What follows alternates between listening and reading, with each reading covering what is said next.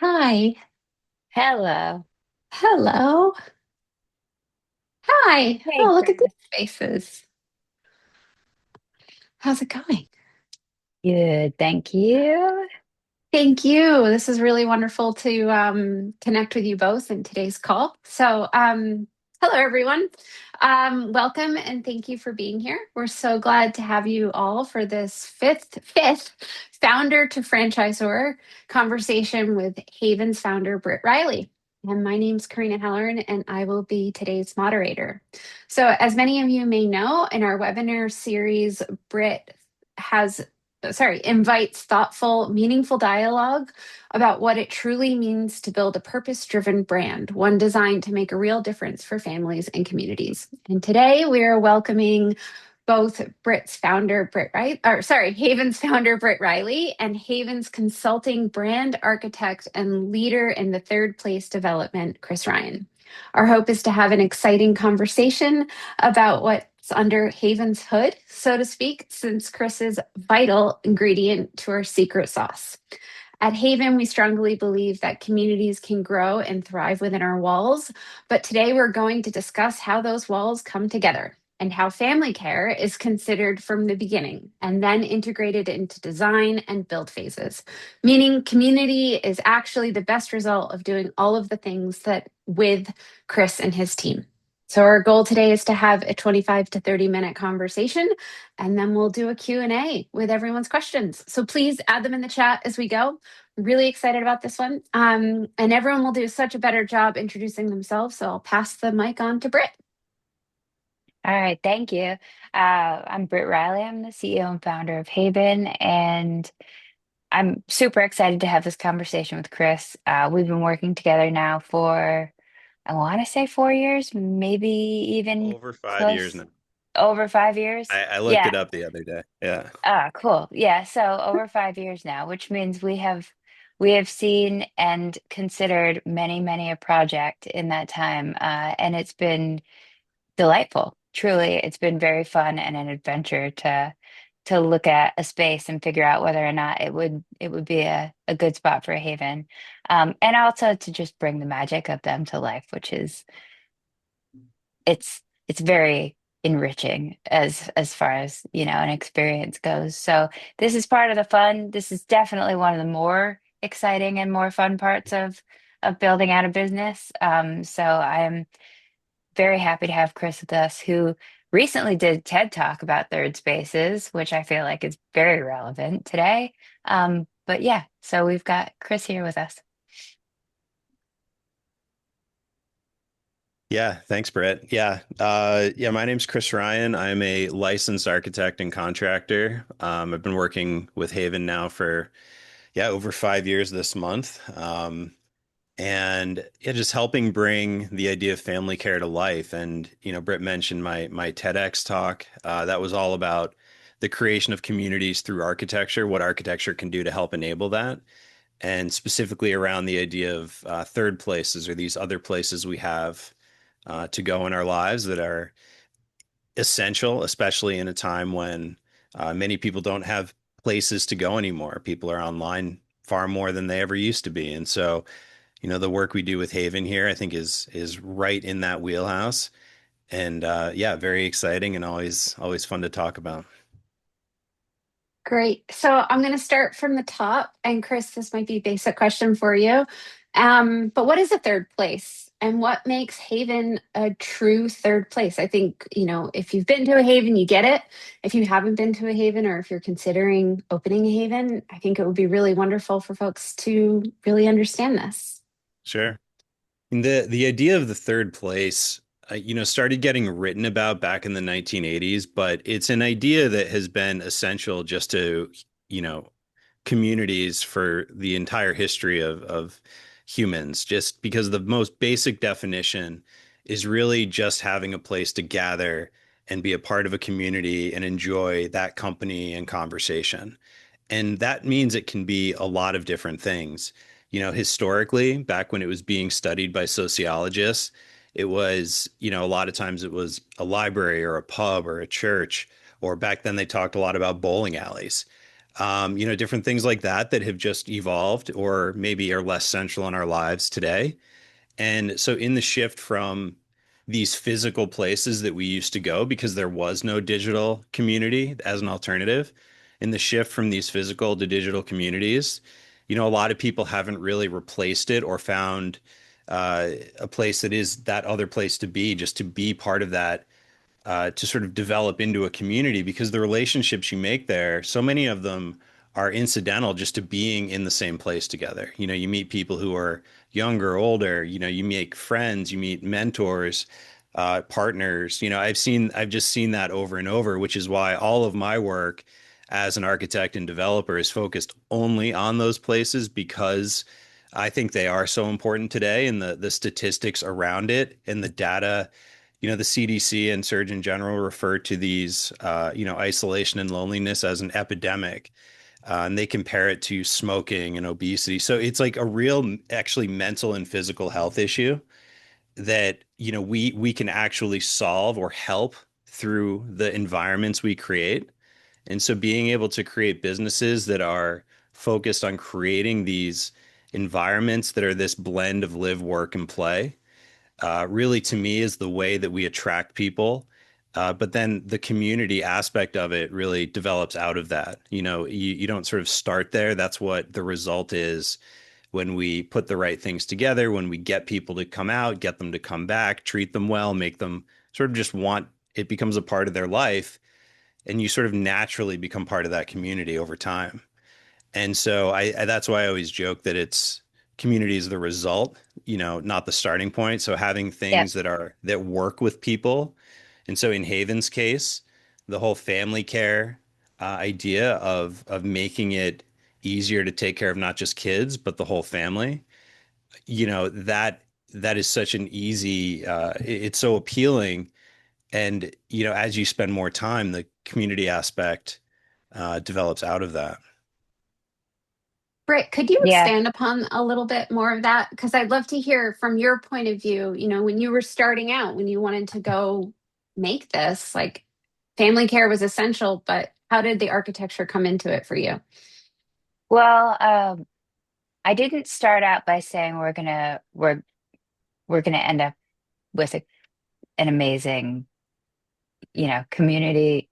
I really started out with I would like to find a way to evolve what is currently, a very isolating experience of entering parenthood and specifically, the idea of the way that childcare had been being done, where you just drop off your child at the front door and go.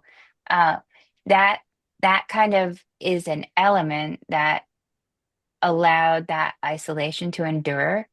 And so what I started thinking about, and this is before the first club was open, was just this idea that I wanted to be around other people who who understood, like what was going on, what I was going through.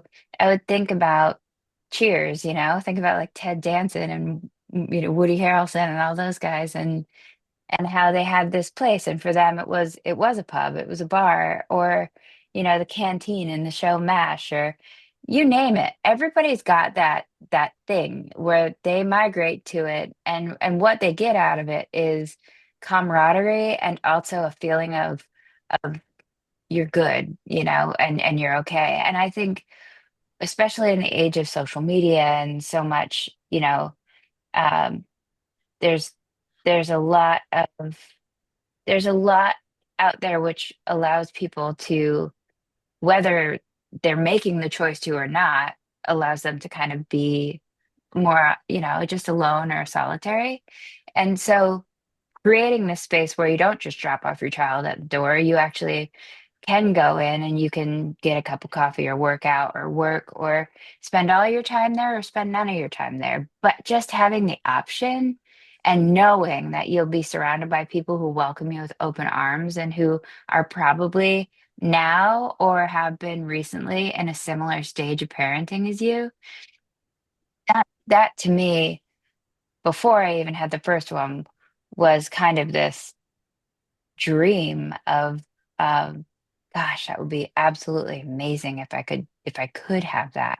And so once we did get the, the first club open, which our first club, the Cogshell Club, it was very much so proof of concept. It was, I had had this vision for what I thought the clubs would need going into it, uh, thinking that they had to be just giant, right? I thought they had to be 25,000, 30,000 square feet with like 150 co-working desks and, um, you know, fully kitted out. I thought it was going to be this big, huge, thing. And I thought that that was what it would require. And so if you see the early designs for this, uh, the ones that I, kind of did once I started talking to some real estate folks, it was huge. And at the end of the day, that wasn't at all what it needed to be. What it needed to be was first, we needed the Cogshell Club and we needed to find a space which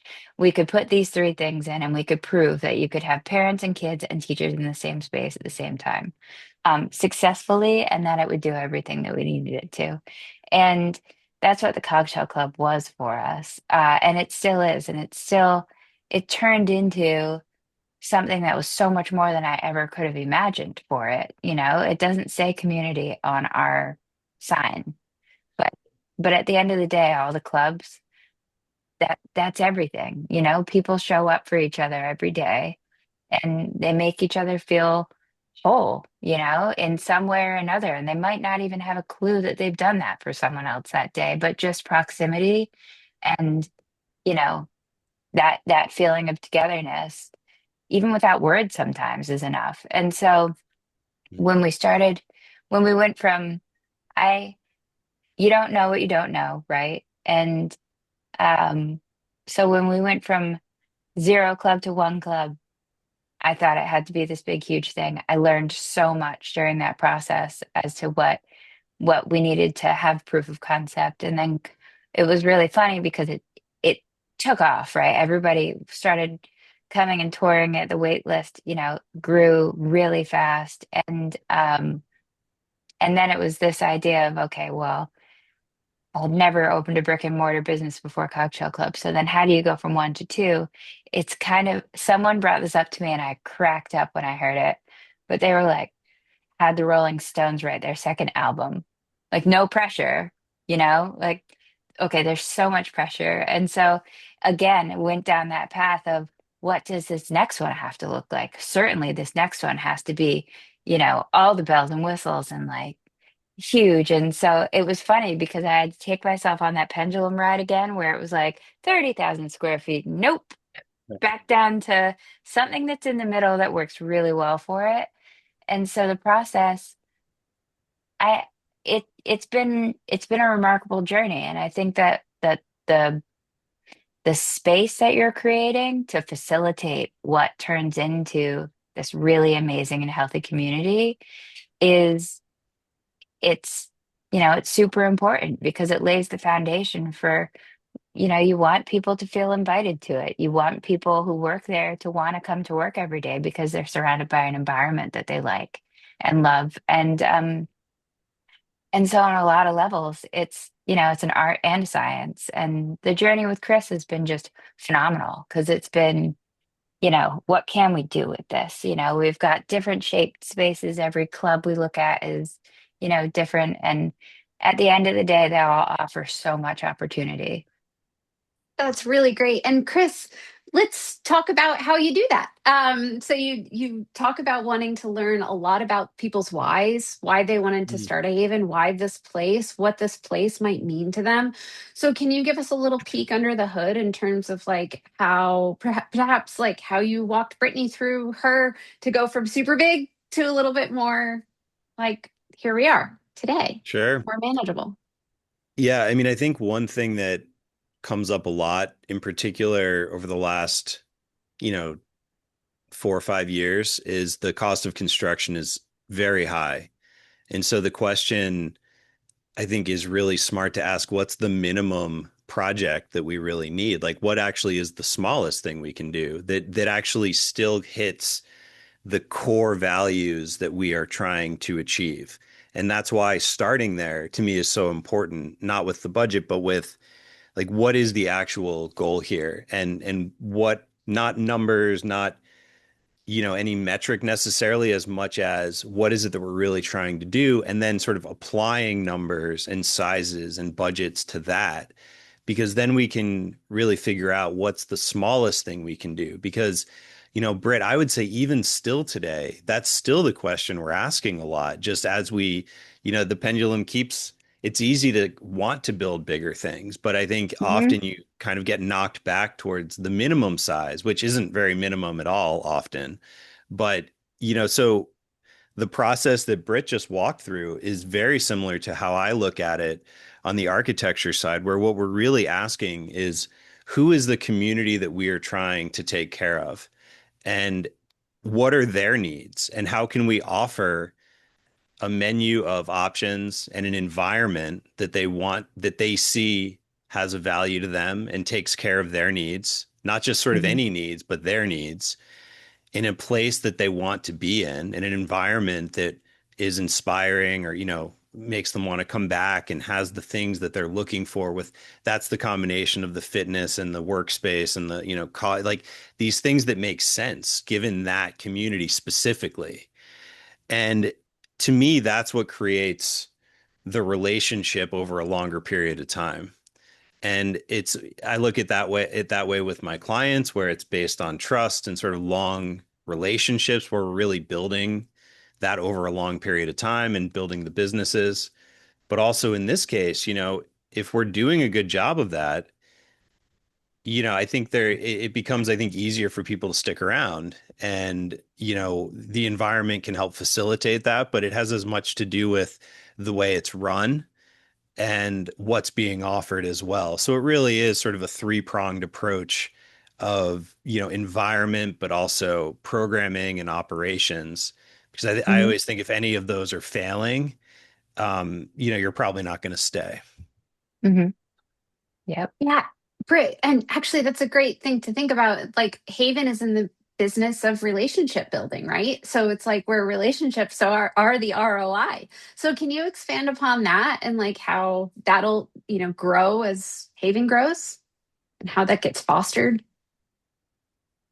Yeah, definitely. At the club level, I mean, actually, and this is something I've been thinking about a lot, because as we're starting to look at the timelines for opening some of these new clubs that are opening, and I get so excited about so many different milestones along that journey. But with, you know, folks who are in that process, I've been thinking a lot about the earliest inquiries, the people who catch wind of there's a Haven opening. Um, so those are the founding families, right? The founding members.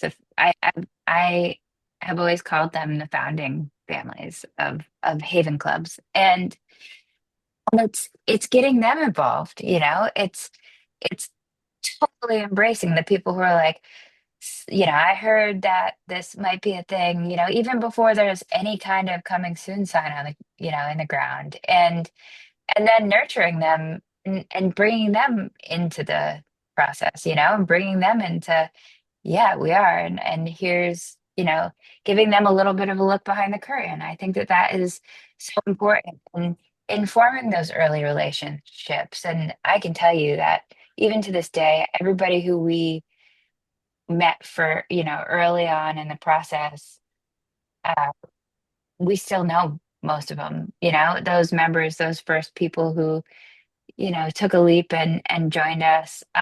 And then also at each of the in New Jersey, same thing. 5 years later, so many of those families, I mean, they're so close to us. But what they have always done is they've helped us to build that and foster those relationships. They've been the ones who've gone out into the community and said, there's this amazing thing. And then really you get people who are bringing to Haven that heartbeat, right? And the people who own and run the clubs, they're core to that. They're central to that, and they're the ones who are, there's all making sure the coffee's warm and that, everybody is feeling really welcome and that the childcare is the best childcare that, is in that market and in that area and that people are taking care of each other. And then the people who are members, especially, early on, they're just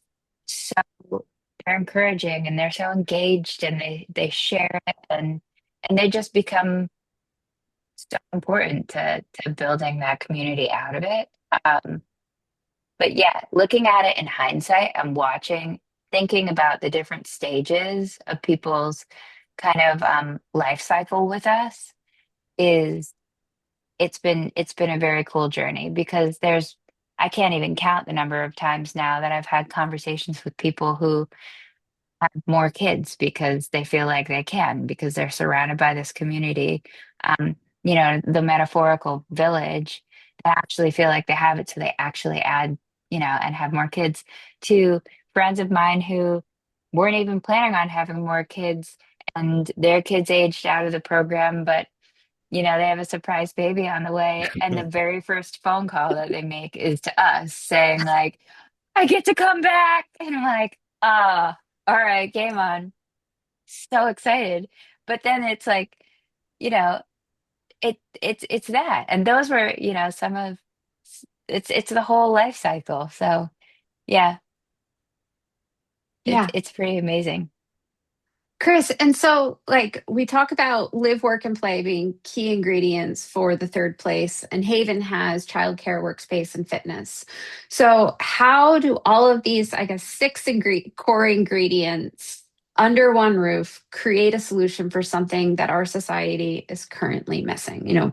Britt's foundational idea is that we need to change the childcare industry. So I'm curious as like how that's all intertwined with the third place. Yeah. Yeah, I mean, I think Haven is such a great example and a unique example in that way because I'd been working a lot of the projects I've done over the last 15, almost 20 years now, I guess, are often putting things like workspaces or, other places like that into places like climbing and other sort of activity-based facilities. And they worked really well for the same reasons that it works well for Haven, meaning it's not that you have to go there all day or every day, but having the opportunity or the option really can fit into certain people's lifestyles really well. And I think that was why we got a lot of people were interested in it. People use these places a lot more than I think we even expected, because just having that opportunity can really fit well into just your sort of the flow of your life, especially as more people, have been working remotely or, two parents are working or just getting in a workout in our kid, so I think to me, it's about trying to help Britt and Haven facilitate the right mix of things and enough of each thing, enough childcare, enough fitness, enough workspace that we're legitimately taking care of all of those needs in a Mhm. way that isn't just like some terrible hotel gym that you never want to use. Like it's actually really something that you do want to use and becomes, I think when we do that properly, these places can become such an important part of your day-to-day life. And I think that when we're able to become an important part of people's lives, uh, it's harder to leave that because you're actually, getting something out of that. And I think what Britt was saying, those stories are examples of that, where people are saying, oh, actually, this fits into my life well. We actually can do this. And so I think that's always the way I'm looking at it is this ecosystem that is unique to each business. And as you said, in Haven's case, it's childcare, co-working and fitness. And it makes perfect sense. And it's such a symbiotic relationship. So to me, it's about, you know, we can talk the sort of philosophy around it's all relationship based. And that is how I look at the design process, like genuinely, and how we make decisions. But Mhm. we can quickly also get to square footage breakdowns and, space allocation and apply budgets to that. And doing that quickly early in the process, which, part of the reason Britt and I have been working together so long is because as you're looking for new locations, one you figure out pretty quickly, you're looking at a lot of locations often. And you have to be sort of opportunistic with it. And so being able to sort of rapidly assess and evaluate and sort of have an understanding of what it looks like becomes much more practiced and clear over time. And as we develop tools on our end to, be able to just do simple inputs with more sort of complete output understandings of what the numbers look like and the cost and the this and the that. And so it's not so much that the process is this complicated thing. It's actually, you need money, you need a space, you need this and that. But the way the game plays out, each move, like it's like I really do think of it like a chess game or something where each move is creating a different scenario. And so sort of as you move through it, that's the name of the game is figuring out how to keep moving and adjusting and adapting and assessing, is it right? Is it wrong? Should we keep going? Should we not keep going? Like figuring that stuff out quickly is a huge part of it. But so going from that, that's where trying to understand the more technical back end of it, that's underneath all of the sort of more aspirational part about what we're creating Mhm. with this environment and this ecosystem. But underneath that, the bubbling part is all like what that really means from a more technical point of view, at least on my end. That, that's great. Yeah, And we've gotten really kind of it's been wild because back when I was building, the gigantic beast of the idea that I thought it had to be, I had never built a brick and mortar business before. I hadn't really gone down that road, so it was all very ambiguous and overwhelming, obviously. So I thought it had to be so much more than it needed to technically be. Um, Over the process, like over the years now, uh, it's become one of those things where we've now set the company up so that we can grow to 100 comfortably. But really importantly, with each of the clubs that has opened and with the process of looking at hundreds of sites in the meantime to identify whether or not it fits or does this work, does that not work, it's gotten to the point where myself and our team can look at something, figure out whether or not it's going to work, and then we're game, like we're not intimidated at all by the idea of the process or any of it, which is one of the things which puts us in such an awesome position to work with really passionate people who want to bring a community like this to their area because they don't have to feel that uh, the sense of ambiguity or the sense of overwhelm because they've got us and we're ready to go. And I think that's so. I just think about the person in my seat and how valuable and helpful and meaningful that would have been to have that team of people behind me. Uh, and it would have been priceless. And so I'm just so happy to be in the position we're in now, where we've learned so many lessons. We've had so much experience now, and we've surrounded ourselves with this team of people, including Chris, who are just so good at what they do. Um, that now it's you see a space. Is it going to work? Yes. No. We know how to keep moving on with it. And then at the end of the day, we've developed some pretty cool, designs and rooms and themes and furniture and fixture. You know, it's it's all so much more evolved. So yeah. So now it really the process is no longer intimidating at all. The process now is let's go down a road with some amazing folks who want to bring Haven to their area and not only make it an experience that they enjoy, but one which ultimately their community is going to thrive because of. It's everything from start to finish. Whether you're the person who's opening a Haven, the person who's building the Haven, or someone who is a community member, child in the program or family, or a team member, it's a quality of life. It's all about quality of life, right?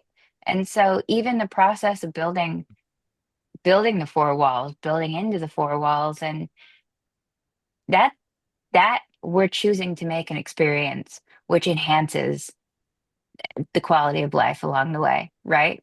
And Yeah. that's my favorite piece of all this is from start to finish. It's getting to take lessons, not, not take them personally, not be precious about it, and move forward with it. And then be, we're better for it, but then everybody who we're supporting gets to be as well. So it's great. Yeah. Yeah, just It's to community on every different level, really.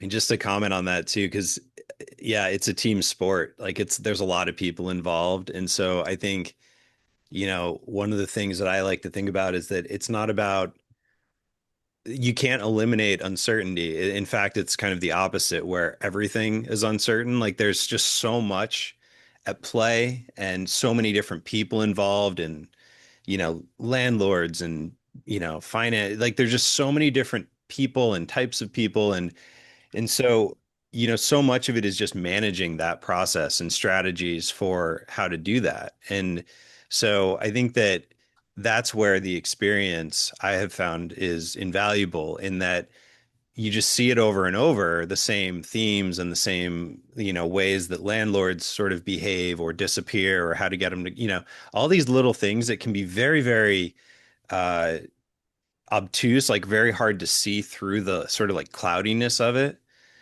We can, that's where the experience I find really helps just cut through it and sort of settle everything down so that we can actually chart a path forward. And so to me, that really is such a huge part of the process of development, especially for people who aren't as experienced, is just to help figure out what we can grab onto, like what are the things we have a little more clarity around so that we can Hmm. grab onto them and let everything else sort of start settling around it. And it's not that there's a specific order. In fact, it really isn't because everybody's coming at projects from different points of view. Some have real estate, some have money, some have both, some have, everybody's scenario and vision is a little different, but we can sort of start settling it down. And that's when I think you start to see the path forward. So that's where trying to do those early assessments and validate things and just sort of make sure that as many different aspects are making sense from almost a narrative level. Like, is the story still making sense? And Hmm. do the numbers check out? That usually gives confidence to keep going. And, there's a few different major milestones along the way where you're, before you sign a lease, before you spend a lot more money, like there's these checkpoints that, to me, it's about getting to each of those and sort of continuing to assess, do we want to keep going forward? And so the sooner you can get to some of the first ones, the better. But that clarity is always kind of the goal, especially at the beginning. That's great. Thank you both. This is such a great conversation. And just a reminder for our audience to pop in some questions that you might have so we can answer those live. And actually, a great question came through from our audience. And so, what is the standard or minimum square footage for a haven? And generally, we try to aim for a minimum of around 8,500 square feet. But Chris and Britt, is there anything that you'd like to add upon that? It's really a range. I'd say that's the smallest end of the range. And really at the end of the day, you look at who who's the person that we're working with on this project, what is the regional territory that they're in, and kind of what does that market demand uh, from a scale standpoint. And then we also pair it up with, looking at all the numbers, the unit economics of all of it, and making sure that that works. And then looking at the space. So most of the time, we're being brought spaces that already have a footprint. Um, and so it's a renovation, and we have to, this is when Chris and I dive in as quick as we can to take a look at that and say, does the structure of this building lend itself to, can we turn this into a haven um, successfully and put the right amount of, childcare spaces in mainly as well as workspace and fitness. So Yeah. it ranges, but there's definitely a minimum. Yeah. And the other, quickly being able to look at, just given the state of the building, what condition Mhm. it's in, what's there, what's not there, you can pretty quickly apply high level budgets to that, which makes a tremendous difference. Even buildings that are the same price and the same size, they're sort of condition in and of themselves has a huge impact on the amount it costs to get them open. Mhm. Things like, how is it zoned has a huge impact on timeline. Mhm. So some of those early things, and then, from a size point of view, if you keep squeezing them too small, you just end up with not enough space for enough classrooms and Mhm. workspace and fitness. So I think that's where the minimums, um, I think can come into play. But I would also say it does depend a little bit on the scenario because, if you have real estate, that's very different than if you're, having to spend a lot on rent. So, I think that's where that Yeah. early math varies quite a bit. And we're really flexible with it too. Like I think the one thing which is great about being emerging and being early, mm, also just simply having our mindset, which is we're never going to require that it's a cookie cutter, right? Like each of our locations has its own personality. They all, at the end of the day, offer the same standards and the same experience and the same, high quality and values. But if it's in if it's on a coast, it's going to have one, every community is different. And so what we want to make sure is that this is a gift to the community, right? And so it's never going to be a cookie cutter. And actually, with that in mind, we have a great audience question. So, when going from the first to the second location, how did you decide to change versus what to keep in this from the same location to the next location? Did you have a wish list of items that never came past from the first that you added to the second? And if the first was successful, did you keep the same formula? Were there key things that you realized members wanted and become must have for the second location? Oh, Just yeah. curious to know more about that process. Yes, definitely. So it's actually really wild because when we opened our first location, it was August of 2019. So we were open and running for about 6 months before COVID happened. And when COVID happened, w- the we had to close our doors. We had gotten to the point where we knew absolutely without a doubt that this is a great business, that it is here to stay, and that we wanted to do whatever we can to grow it and help evolve the childcare industry through it. And so we were forced to close for about 3 months. And during those 3 months, one of the very first things that I did, I got to take the blinders off a little bit of the day to day and making it go. And I was able to take a look. And what I did was say, is it working? Yes. Do we want to grow it? Absolutely. What would I do differently if I were opening this location for the first time again? And so even before we had a second location, I was given this odd, you know, gift of being able to reflect on it. And so actually what we did was we said this worked, this didn't work. We tweaked some programs. There were some structures which, until we had a piece of technology, which we've got a ridiculously amazing fully custom piece of technology, which is finally coming to market next month. But without that, we knew that we couldn't fully leverage some of the things that we wanted to offer. And so we kind of put those aside, tweaked the way the program was so it could function uh, on a more, without that. And and yeah, we made some small changes. We made some big changes too. And then when it went from and then we reopened and started going when we identified our second location.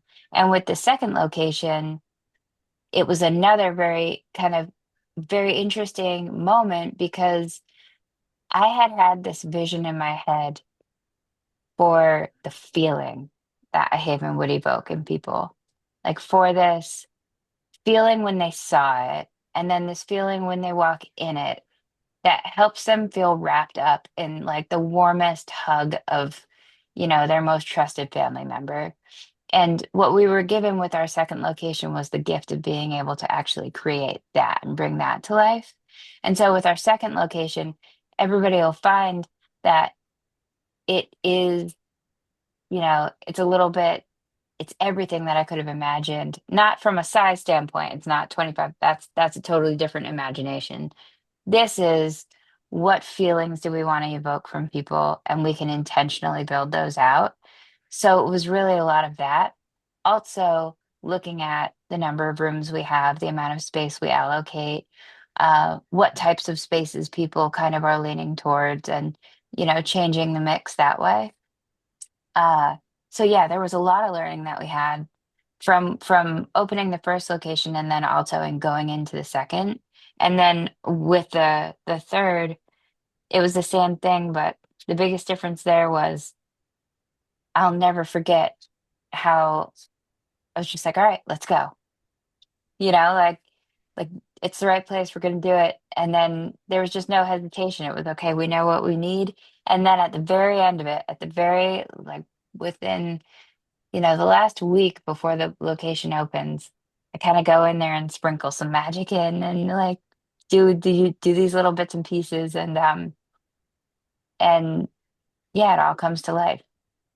And Chris, can you expand upon that as well? Like how you take working with Britt from 1 to 3, how you work with her to like say, okay, this is working, this isn't working, and then for for future franchise owners as well.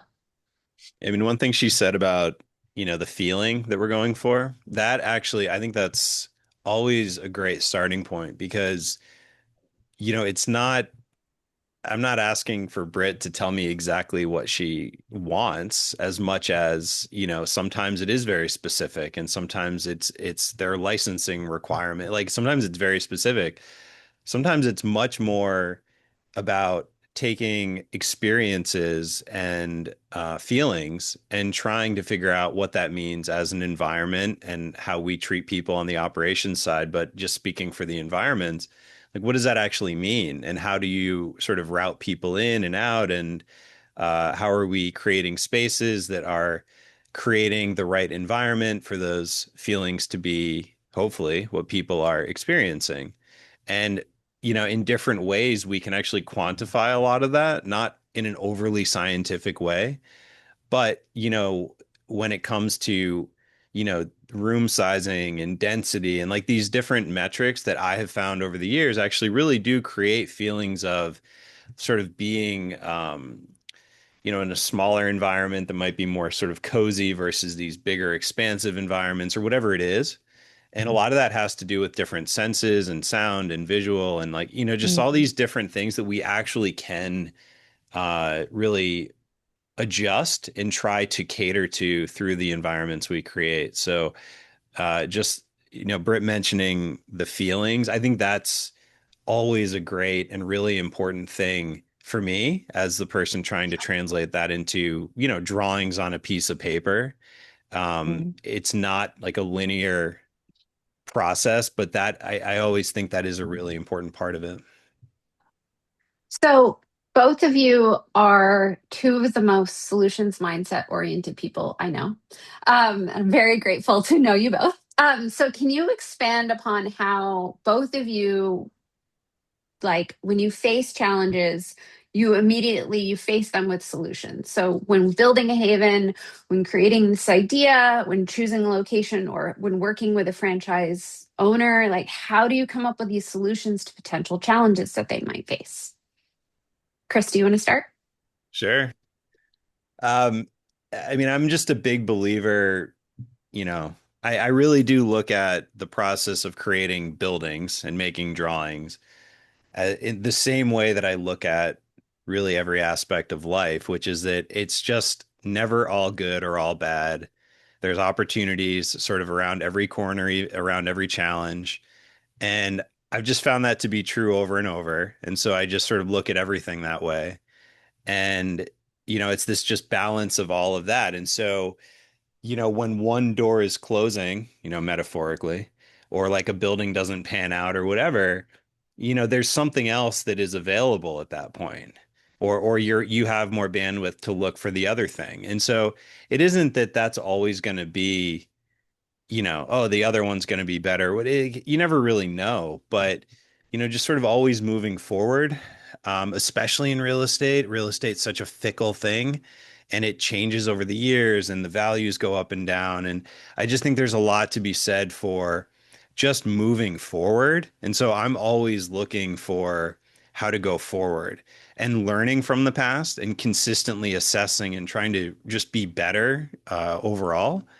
But at the same time, yeah, looking for opportunities. Like I really think, building development in general is just there's so much about being in the game and talking to people and meeting people and so many doors open and opportunities open, not the thing you're talking to somebody about one thing and then they introduce you to something else. And like that more often than not is the way it actually works out.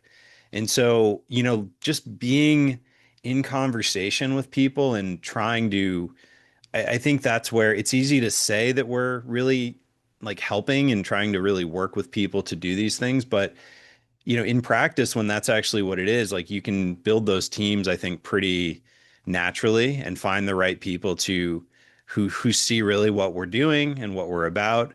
And, you're just sort of continuing to expand those networks in a very genuine way. And so, I think that's where looking for opportunity rather than looking backwards too much at what we didn't do. Britt and I are always looking at examples of what we've done well or not done and sort of taking bits from things that didn't work out and pulling them forward. And, that they all are lessons if you choose to look at it that way. Um, but I just don't, I just sort of try to look at everything that way. And so it translates pretty directly, though, into what we're doing here, I think. Yeah.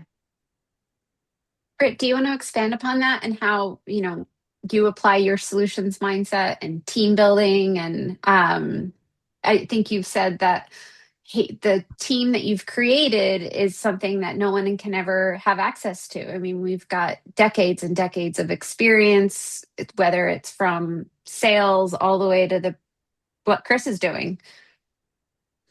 Well, so with the team, I've always, so the first thing I always think about is culture, and the first thing I always think about is quality of life and the idea that time is the most valuable thing that anybody has, right?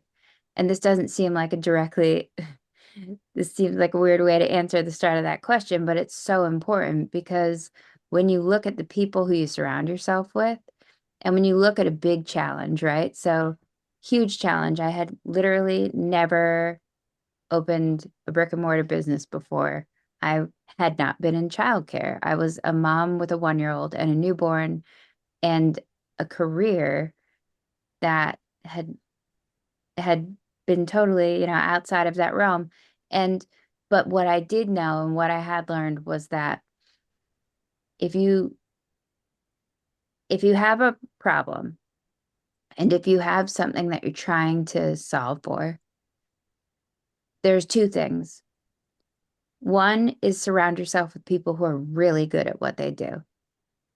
And so from day one, it was surrounding ourselves with people who are amazing at what they do, but also people who were so passionate about what they do, but also what we're trying to achieve. And so pairing those two things up makes for the essentially creating a culture at the business of people who value each other's time, who value each other's perspective, who respect each other's expertise, because we all know that each person is, being brought in because they offer this great gift to helping us solve our problem, which is to be able to evolve the childcare industry and to taking care of every member of the family. And so when you look at when I look at different people, whether it's a franchisee and bringing somebody on who's going to open their own club, or if it's bringing in a potential team member, or even a developer, or people who we're going to partner with, Yeah. you look at them as, do they value the why? Are they passionate about about what we're doing, because we're not just building a widget, or a cog. Um, we're doing something that really we want to matter for people. And so we're trying to look to partner with people who have at at their at the base of it all a deep appreciation for quality of life, our values, and passion for whatever their role is in it. And so I mean, that's the way to start it. And then when you look at the solutions and you look at, solving problems and moving forward, the way that I always look at it is if anybody is going to bring, a problem or a challenge, I always hope that they've also thought through what potential solutions could be and bring it with them, and I think about that, uh, and then also just try and bring it to the teams, right? Where it's just we've got this thing that's going on and we're going to solve it. But the most important thing there is that you just keep going. You play with solutions just like you would a Rubik's cube. You just keep going until it locks into place. And there's a point where you're like, oh, okay, wait, I get it. And you either have your answer or you've got the question. Because sometimes it takes just as much work to figure out what the next question is that you need to continue down the path. So, I mean, it's just really like working the problem, right? I can't remember who, maybe it's like a Navy SEAL thing, but it's like trust the process and work the problem. And as long as you're bringing action with hope, you're in good shape.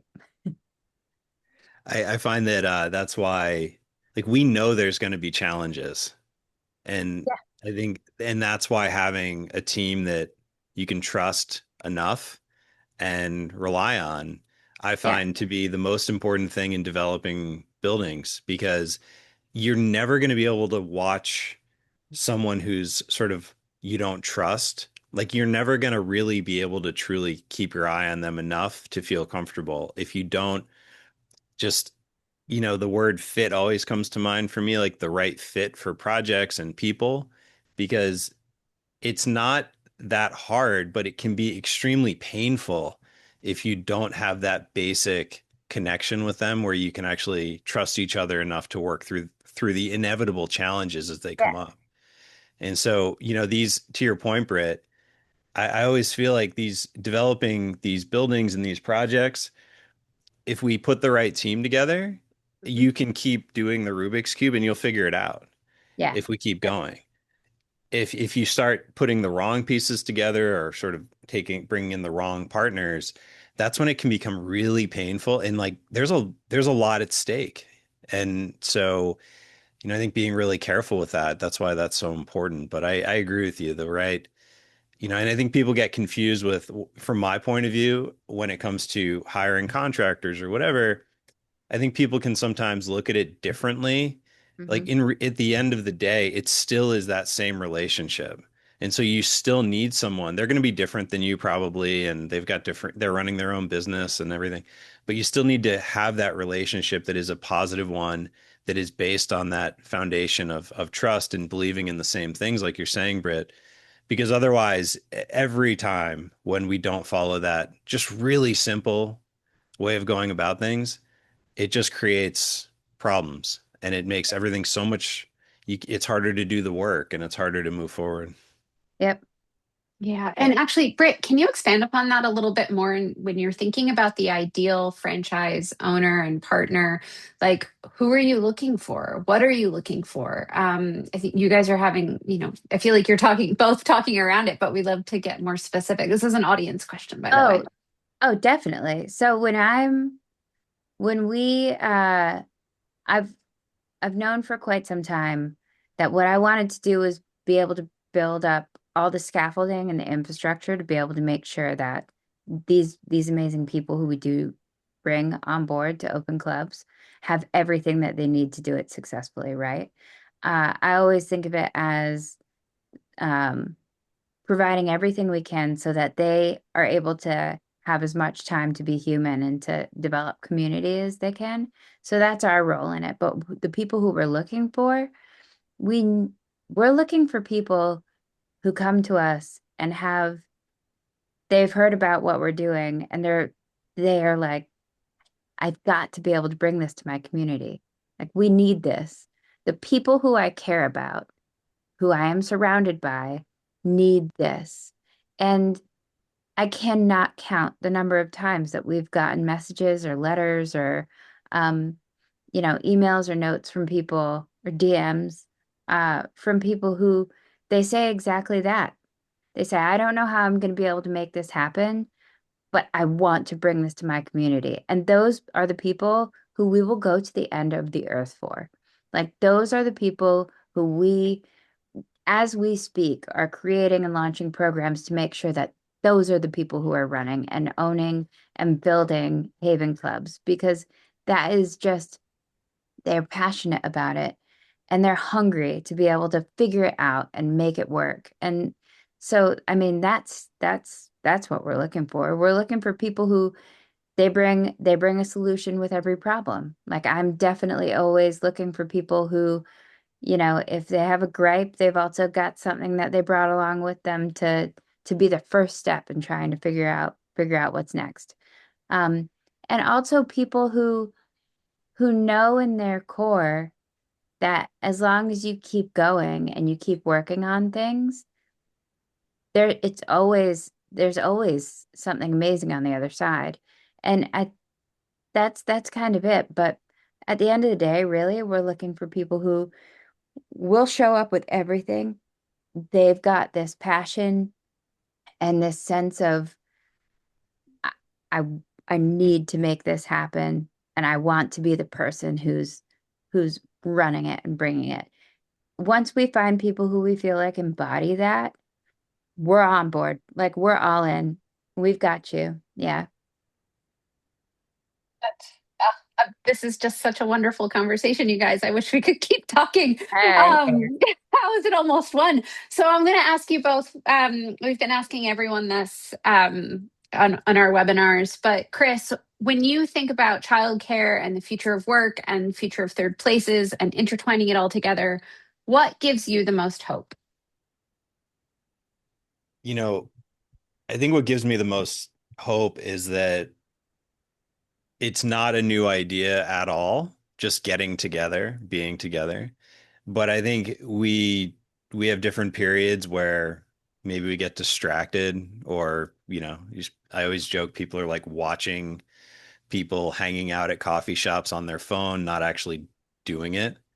And so I Hmm. think to me, it's about figuring out, and that's the question I'm always looking at, which is what's the modern version that actually fits? It's not this thing you're forcing, but a way that actually fits naturally into your life. And so that could be, going to a skate park or hanging out at the beach or going to the coffee shop or hanging out at the co-working space with other people after you've dropped your kid off at Haven. Like it can kind of be so many different things, but the power of it, I think is something that has never gone away.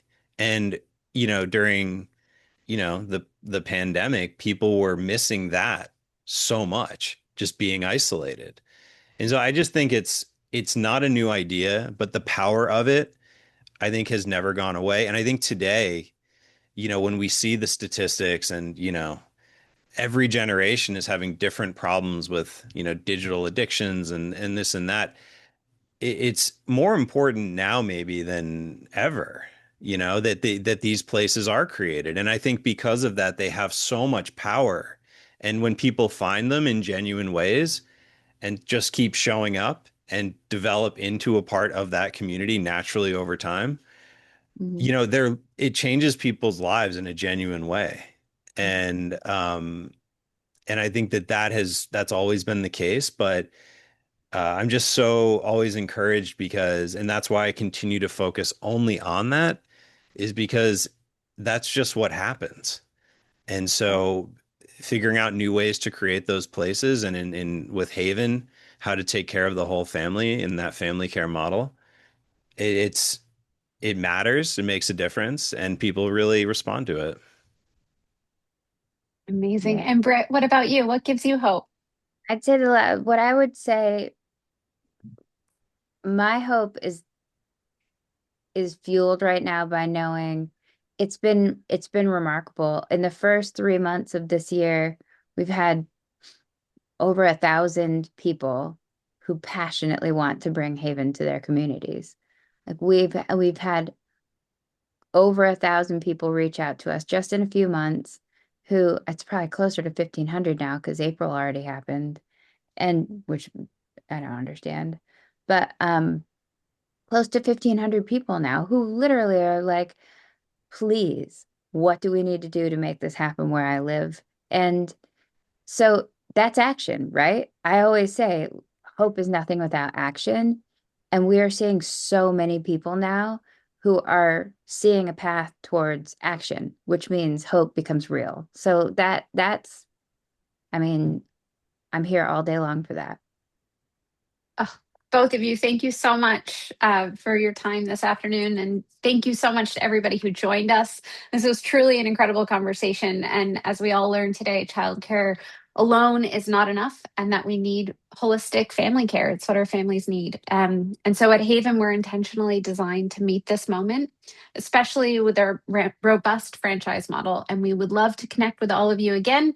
And especially if you're looking to bring a Haven to your community, please reach out. So our next conversation will be in May with franchising leader Dave Kyle and franchising president John Collins. That'll also be a really special That's really fun too. Yeah. webinar. It's going to be a good one. Yep. So these are only getting better. Chris, thank you so much. So excited. It's been an honor to chat with you, and have a wonderful day. Always a My pleasure, pleasure. Chris. Yeah, And thanks we'll for see you at a always a third. pleasure as well on my end. Thanks for having me. Appreciate it. Bye, Yeah, guys. definitely. Yeah, All right. Bye. thank you.